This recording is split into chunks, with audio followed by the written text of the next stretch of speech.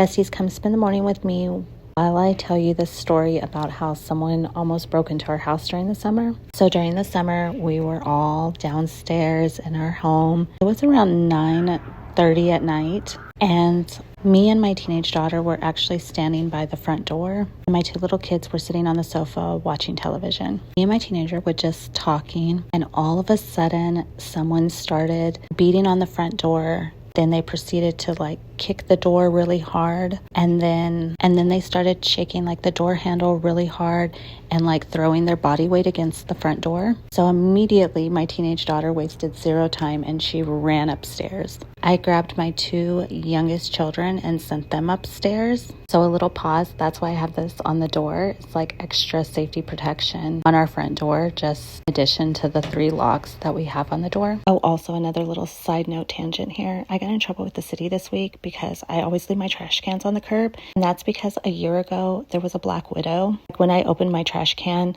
there was a black widow with a web all over the top. So I stopped touching the trash can. I leave it open and I just go throw my trash in it and leave it on the curb. Unfortunately, the city did not believe that was a good reason never to bring your trash cans back to the side of your house. Apparently, one of my neighbors complained. Did they not understand a black widow? They also would not agree to replace my trash cans.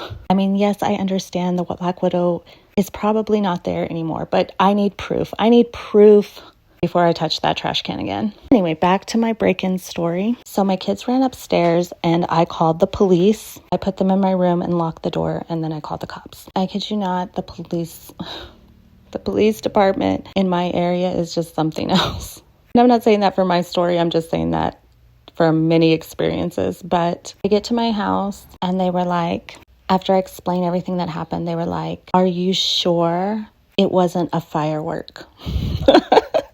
And the police officer tells me he's going to go look around my house, and he never comes back to tell me anything. So I was I don't know. Did Jason get him? Did I need to call the police for the police? I don't. Anyway, realistically, I probably think that it was a prank. But the sad part was that my children were so upset. And my autistic son actually told his sisters when they were in the room while I was waiting for the police. He's if they come in to our house, if the bad guys come into our house, just surrender so they don't unalive us. It was so sad. It was such an emotional, literally, it just took my kids a month or so to get over it. It was so sad and so stressful. I feel you have to have some balls though in Texas to try to